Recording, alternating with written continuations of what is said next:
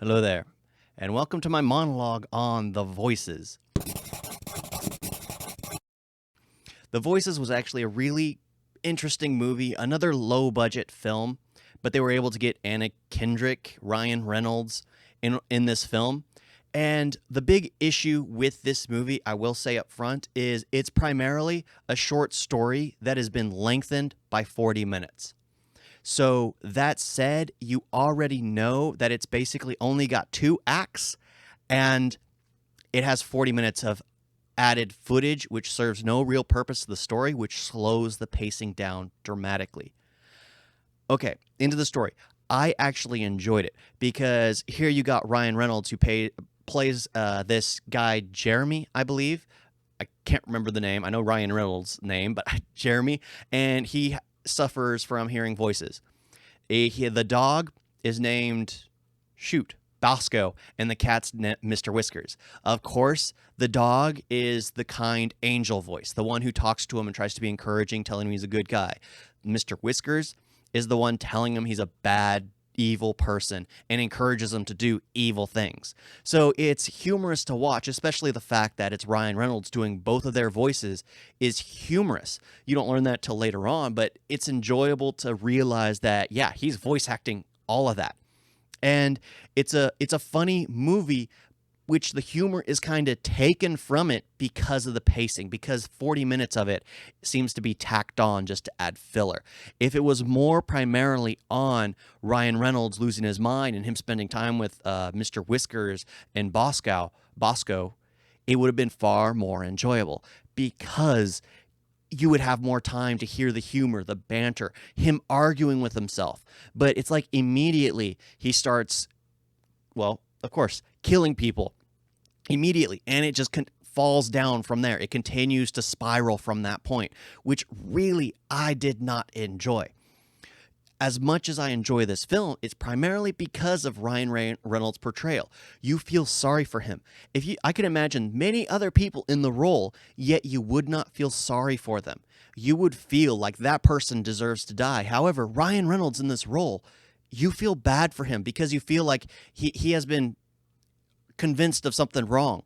He has been told things that he did not believe. Like, he believes the voices. He has to listen to every impulse he has. He has to listen to everything.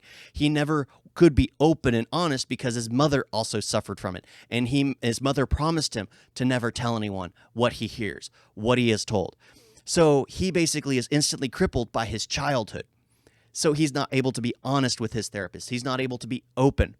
So I enjoyed it because there are scenes with him and his therapist where he's talking about how the world's so beautiful, how there are parts of the world when he's off the pills where it just seems the world seems to click.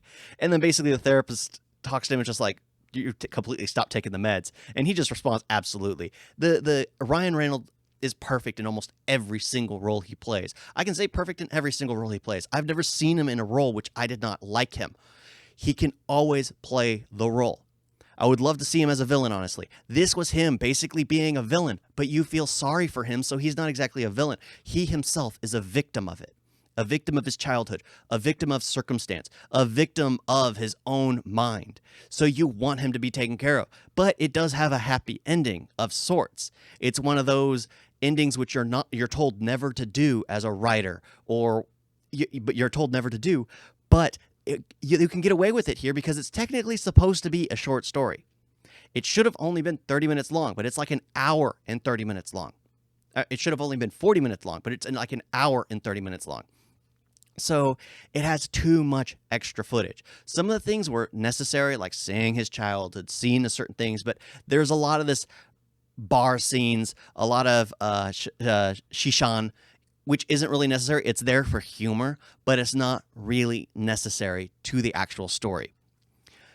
It's worth a see. If you've never seen this movie before, really give it a watch. I still enjoy it, even though it has many issues.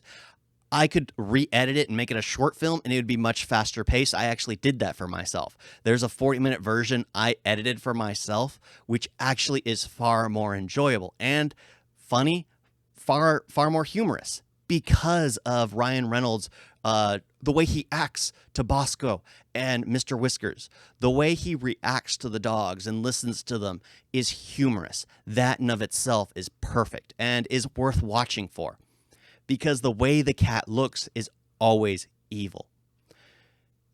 Yeah, I love this movie. As you can kind of gather from some of the lower budget films I review, talk about, I monologue on, I tend to enjoy them a little more than I do the big budget, because it seems a little more creativity goes into them, because they have to be a bit more creative.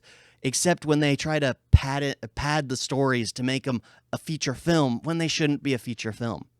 This is a short story at best. They could have tweaked it if they knew how to write, to add a third act to where it could actually be a feature film. But as it stands, it's better as a short film.